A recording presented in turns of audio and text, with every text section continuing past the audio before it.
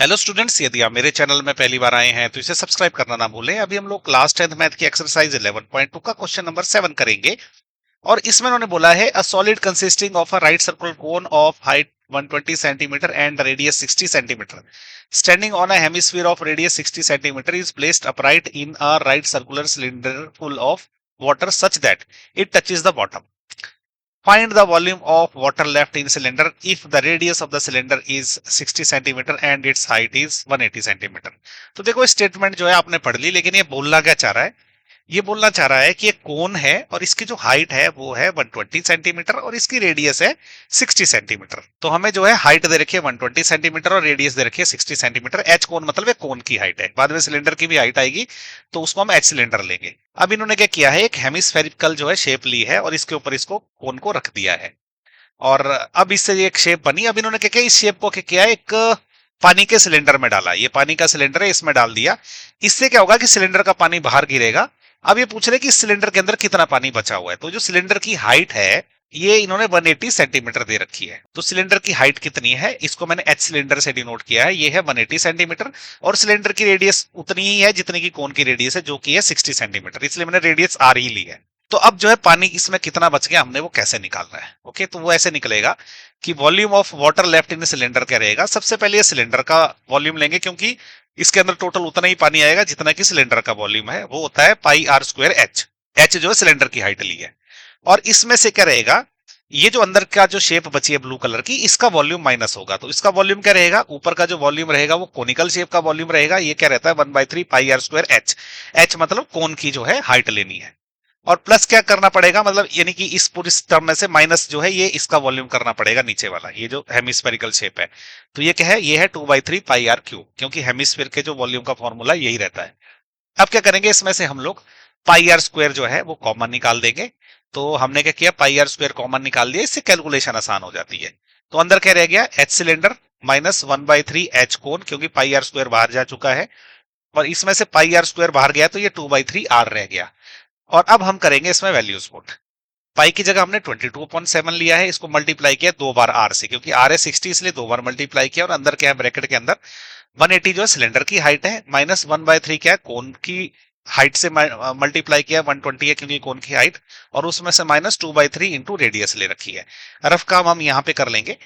सबसे पहले अगर आप देखें तो ये जो अंदर वाला एक्सप्रेशन है ना, अगर इसको मैं सिंप्लीफाई करूं तो क्या निकलेगा, देखो 180 है, इसमें से मैंने क्या माइनस करना है, ये 3 से अगर इसको मैं कैंसिल कर दूं 120 को तो ये 40 रह जाता है। तो 1 इंटू 40 रह जाता है 40, तो इसमें से 40 माइनस होगा, फिर माइनस यहाँ पे देखो 3 से जब इस 60 को मैं कैंसिल करूं तो ये 20 रह जाएगा। 2 इंटू 20 भी 40 होता है, तो इसमें से 40 माइनस हो जाएगा।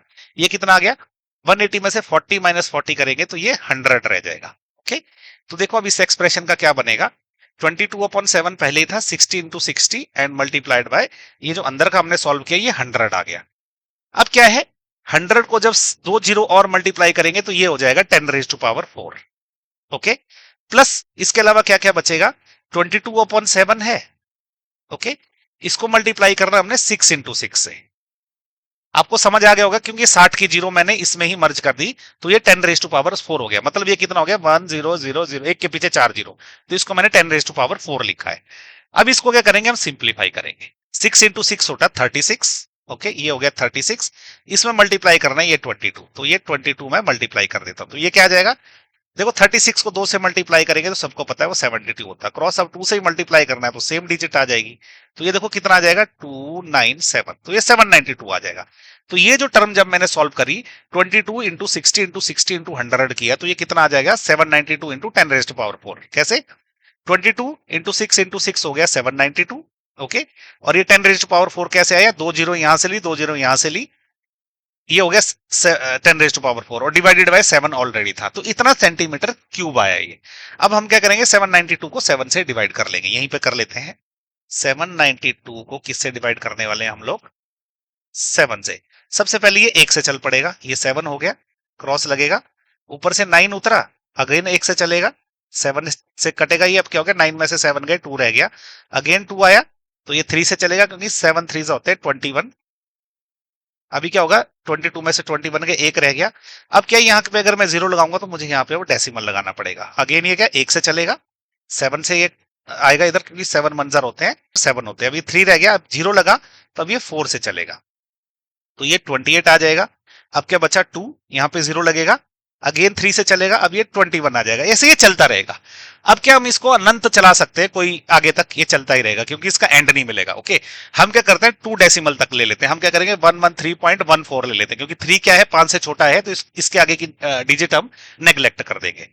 तो अभी क्या हो गया हमारे पास 792 डिवाइडेड बाय 7 कितना आया 113.14। ओके, ये देखो यहां हमने किया, और multiplied by 10 raise to power 4 already है। ओके, इतना सेंटीमीटर क्यूब आया। लेकिन क्या है कि हम इसको भी आंसर ले सकते हैं, इसमें कोई प्रॉब्लम नहीं है, ये आंसर हो गया। लेकिन अगर आप देखोगे ना तो बुक में इसका आंसर क्या है, मीटर क्यूब में दे रखा है। तो अगर हमने इसको मीटर क्यूब में निकालना है तो हमको क्या करना पड़ेगा, हमको सेंटीमीटर क्यूब और मीटर क्यूब में रिलेशन पता होना चाहिए। देखो क्या होता है, 1 मीटर जो क्यूब रहता है वो होता है, sorry not 1 metre cube, 1 metre जो रहता है वो होता है कितना, 100 सेंटीमीटर। ओके, अगर मैं दोनों तरफ क्यूब कर दूं, यहां पे भी क्यूब कर दूं और यहां पे भी क्यूब कर दूं, तो क्या हो जाएगा, 1 का क्यूब होता है 1, मीटर का क्यूब हो जाएगा मीटर क्यूब। ये कितना हो जाएगा, 10 को 3 बार मल्टीप्लाई करूं तो ये हो जाएगा 10 रेज टू पावर 6, यानी कि 10 के पीछे 6 जीरो लगेगी, तो 10 रेज टू पावर 6 लिख सकते हैं हम लोग इसको, ये, और ये सेंटीमीटर क्यूब हो जाएगा। ओके, यानी कि 1 मीटर क्यूब कितना होगा 10 raise to power 6 centimetre cube. तो अब मुझे क्या करना पड़ेगा, अगर इस सेंटीमीटर क्यूब को मीटर क्यूब में कन्वर्ट करना है तो 10 रेज टू पावर 6 से इसको डिवाइड करना पड़ेगा। तो ये जो है मैंने इसको 10 रेज टू पावर 6 से डिवाइड कर दिया, तो ये मीटर क्यूब हो गया है। ओके, अगर इसको मैं सिंप्लीफाई करूं तो ये कैसे रहेगा, देखो 113.14 तो एज इट इज रह जाएगा, 113.14 तो एज इट इज है, multiplied by 10 raise to power 4 जो है ना, इसको मैं लिख सकता हूं 10 के पीछे 4 zero. Okay, divided by 10 raise power 6 को लिख सकता हूं 10 मतलब 1 के पीछे 6 जीरो। ओके, ये भी 1 के पीछे 4 जीरो है, 10 के पीछे नहीं। तो 10 के बाद 6 जीरो हो जाएगी, 1 2 3 4 5 और 6। अब देखो ये 4 जीरो जो है यहां से कैंसिल हो जाएगी। अब ये जो 2 जीरो है ना उसके बदले डेसिमल यहाँ पे शिफ्ट हो जाएगा, तो ये 1.1314 हो जाएगा। ओके, तो ये कितना हो जाएगा 1.1314, इतना मीटर क्यूब। तो ये भी इसका आंसर रहेगा, लेकिन बुक में क्या सिर्फ इन्होंने डेसिमल के बाद 3 ही डिजिट लिया, तो हम क्या लेंगे इसको 1.131 ले लेंगे। ओके, तो इसका आंसर कितना आ गया 1.131 मीटर क्यूब। तो ये जो है इसका आंसर हो गया। मैं उम्मीद कर रहा हूं कि आपको जरा समझ आ गया कैलकुलेशन। अगर नहीं समझ आई तो आप क्या करें, एक बार फिर से रिवाइंड कर ले वीडियो और ये कैलकुलेशन समझ लें।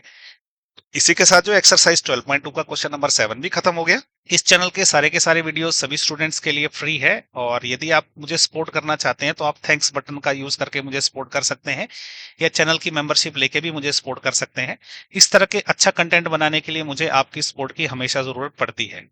यदि आप YouTube से देख रहे हैं तो मुझे सब्सक्राइब कर लें, फेसबुक या इंस्टाग्राम से देख रहे हैं तो मुझे फॉलो कर लें।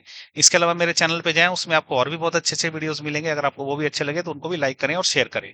उन वीडियोस पे अच्छा कमेंट करें, उनको जो है थोड़ा लंबा वॉच टाइम दे, जिससे सोशल मीडिया प्लेटफॉर्म पे इनकी रेटिंग बढ़ेगी। अगर इनकी रेटिंग बढ़ी तो उससे मुझे भी फायदा मिलता है, और जो स्टूडेंट्स जिनको इनकी इन वीडियो की सही में जरूरत है, सोशल मीडिया प्लेटफॉर्म जो है उन स्टूडेंट्स तक भी इन वीडियोस को पहुंचाता है।